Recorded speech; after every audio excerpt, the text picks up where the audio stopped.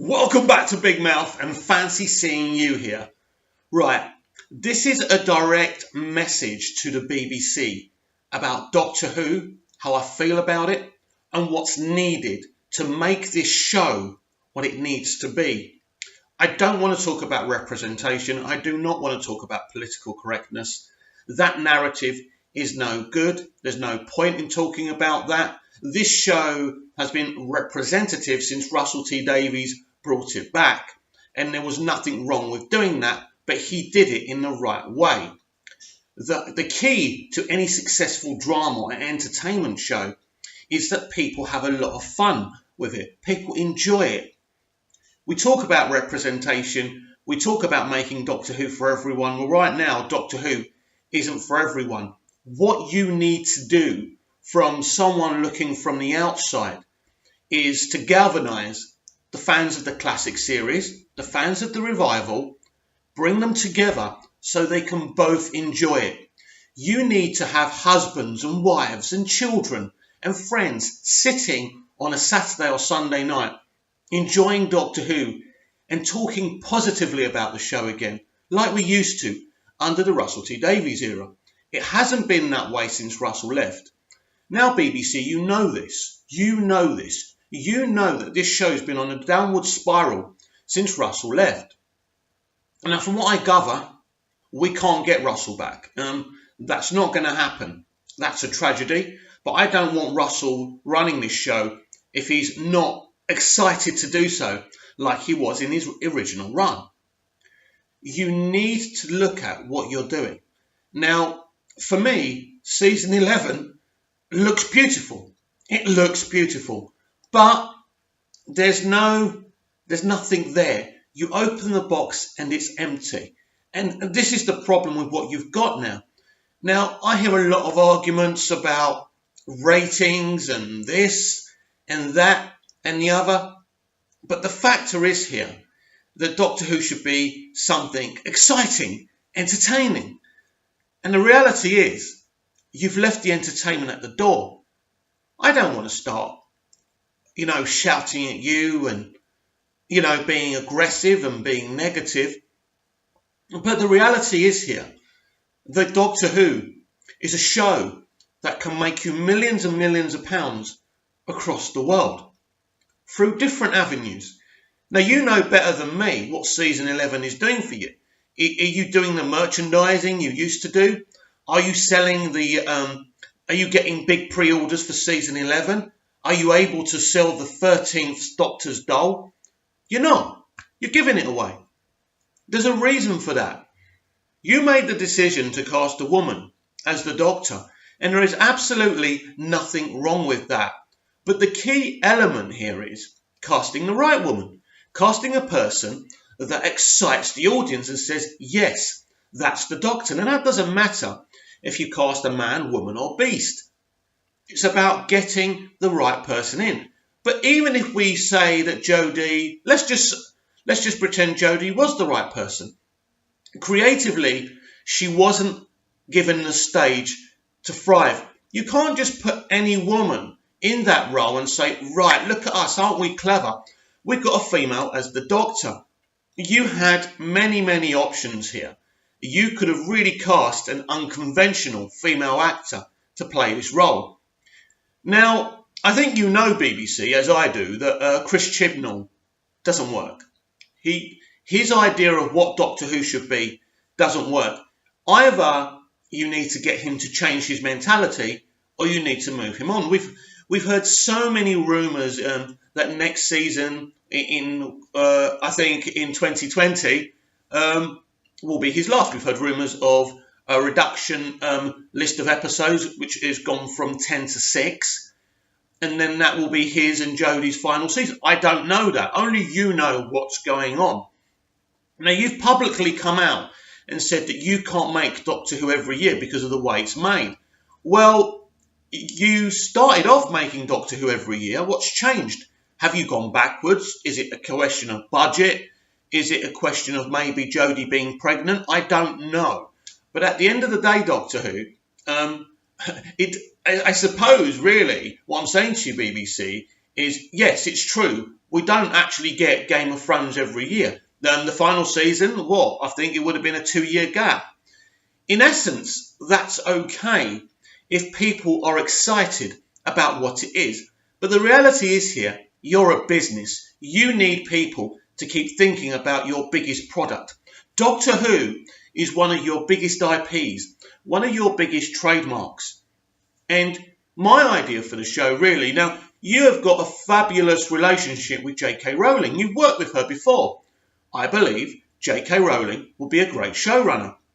I know she's very busy developing her Fantastic Beasts kind of movies, but I still think in a time frame of maybe a season every 2 years, she could do it. You know, the element is here that you need something to capture the imagination. You need everyone watching Doctor Who. Now, you've got a Premier Live audience of over 8 million people, but they quickly drop. Now, that's understandable to have a drop from one episode to the second episode. But then you kept on dropping. Now, you're the BBC. Live viewers are not the be-all and end-all to you. But making money from this show, being able to sell a high level of merchandise and box sets is very important. What you had with Russell T Davies and Christopher Eccleston and David Tennant was a marketable commodity. You don't have that anymore. You really haven't had that for a very long time.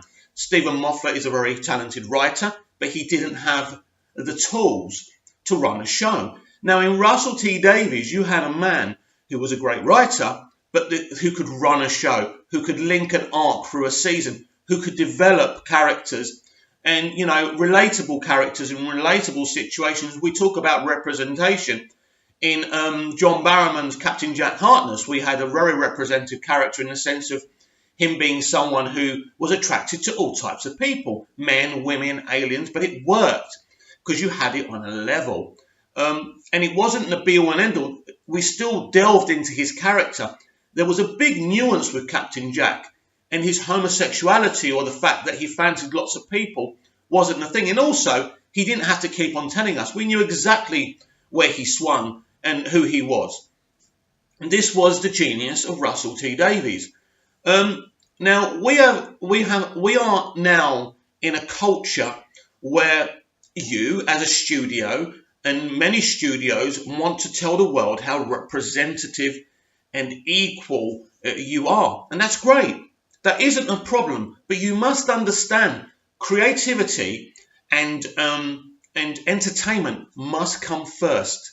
And then what representation should be an automatic thing that you do without shouting it through the rooftops. Because once you shout it through the rooftops, then people may think you're being fake. You're only doing it to say that you're fair and representative. And people don't trust that. People no longer trust you to make Doctor Who. Now, if your heart isn't in the right place and you don't care about Doctor Who anymore, I feel that maybe you should sell it to someone like Netflix or do a deal with them so they do the heavy lifting and you bring in the cash. Very similar to what Sony and Marvel Studios are doing with Spider-Man. If you don't have what it takes to give the audience what Doctor Who should be, and Doctor Who should just be very entertaining, it should be fantastic. Yes, it can be educational. Russell educated us in so many ways, but he didn't beat us over the head with it. This is a show with so much potential. The same money, listen, you're underwhelming yourselves because the potential of Doctor Who, the financial potential is the same as Star Wars, is the same as DC Comics, it's the same as Marvel Studios. It's the same as James Bond. But if you do this the right way and you bring kind of the classic audience and the revival audience together and they can sit there with their children, with their husbands, with their wives. I know for a fact that Doctor Who has as many female fans as it has as male. So kind of casting a female doctor because you think it needed more a younger female audience is irrelative. Now, the point you did with casting Capaldi, you did drive a lot of maybe young women from the franchise. That's true. I remember a lot of young women saying to me they didn't want to watch it anymore. But the point is, you can cast the right person. I'm quite confident if by bringing J.K. Rowling as a showrunner, right, and having a proper executive beneath her or working alongside her, as she does with the Harry Potter franchise, and maybe casting someone like Jude Law as the Doctor, would be a fantastic idea. Jude Law will be a great Doctor, but as I say, it doesn't have to be a man. It can be a woman, but it has to be a woman that captures the imagination. Jodie Whittaker would have been a great companion, a great guest star for Doctor Who. It's clear to everyone that she doesn't have the aura to be the Doctor. But even so, if I go back to what I said earlier, that if you gave her a stage to try and succeed as the Doctor, maybe she could have pulled it off. But the reality is here that you're losing the confidence of the hardcore fans. It's great to bring a new audience to Doctor Who, but what you've done is you've brought in a new audience and you've lost the other audience. Now, you've been losing that audience since Russell T Davies stopped running this show. So what you need to think of is, yes, you want to represent, you want equality, you want to inspire young women, young men, but you also want to inspire people of all ages, because everyone's got money to burn, everyone's got money to spend, even if they say they don't. So if people are passionate, you see, I know for a fact that people are going to Harry Potter World this Christmas, that they're going to Disneyland, that they visit the Universal theme parks all year round. You used to have the Doctor Who experience, which I think you've reopened on a limited basis. That was doing quite well for you. This is how big a bigger job Russell T Davies did with Doctor Who. So you need a creative with the passion he had. I'm not quite sure if Russell has that passion anymore, or even if he'd come back and work with you. I don't know. But you do need someone, and I think J.K. Rowling ticks all the boxes for you as well, because first of all, she's a female creative. There's very few female creatives in prominent positions in the industry right now. She has got the storytelling imagination and quality to give something special to this character, and cast someone that fits the bill, that captivates the imagination of both audience, of what the classic fans want, what New Who fans want. But don't forget, even New Who fans now are not children anymore. So you want to captivate their children. And the research I'm doing is children are no longer really watching Doctor Who, are not really excited by Doctor Who. I know a lot of people's children who started watching the 13th Doctor and got very bored very quickly. This is not a responsibility of the actors. It's a responsibility of you, BBC. It's the responsibility of your showrunner, Chris Chibnall, that just hasn't been good enough. Russell T Davies did a similar job to what Kevin Feige did with Marvel Studios. He created spin-offs. He created a franchise, and as soon as he went, it all finished. Sarah Jane, unfortunately, Liz died. There was nothing we could do about that. Torchwood slowly died a death. So all that wonder and excitement slowly went. And one of the pivotal things and mistakes that you made was getting rid of Doctor Who Confidential. Doctor Who Confidential was a great thing to watch straight after the episode on BBC Three. When I first discovered Confidential after Rose, the first episode of the revival, I was so buzzing after that episode. It was amazing for me to have somewhere to go. And you can't just think about the ratings, because at the end of the day, how much does Doctor Who Confidential really cost to make? And what it did originally for me, it showed me that you were confident in this project, in this franchise, in this character. The reality is, Russell T Davies cast Chris Eccleston and David Tennant, two people with screen presence. Now, BBC, you don't need me to tell you that Jodie Whittaker hasn't got the necessary screen presence to play the Doctor. You know that, and I know that. So whether it's a man, whether it's a woman, you need someone who excites the audience, And there's many, many people, whether they're men or women, to be able to do this. So I think, the complaints about this season, and maybe this Doctor, are not about being sexist or, being negative for being negative's sake. People are seeing something that just isn't inspiring. And they're finding it hard to embrace this series. For me personally, I will keep on watching because it's about brand loyalty for me. and there's a few people, but what I am is honest. This show is no longer exciting me. Personally, if I was you, I would scrap any plans for season 12. I'd bring someone in. You can still have the big break. Take as long as you want to get this show right. But what mustn't happen, this show mustn't die a death because of your decisions and your stubbornness. As the BBC, you have a responsibility to everyone who pays for the licence fee. As I say, Doctor Who is the biggest thing that you have. Don't let it go. It's a beautiful character. And whether it's played by a man or a woman, it doesn't matter who it's played by. It's about creating a show with a great character, with great companions that you can flesh out. And this is another problem. The companions in this season haven't been fleshed out. They haven't been very interesting. It's obvious to everyone that maybe Bradley Walsh would have been a great idea for the Doctor, but you didn't want to go that way. You wanted to cast a woman, which is fine, but you've got to do things the right way. Everything must be looked at in a format of how entertaining it is and how interesting it is to the audience. Now, you can be self-indulgent as a creative, as a studio, 10, 20%, but then you must think about the audience.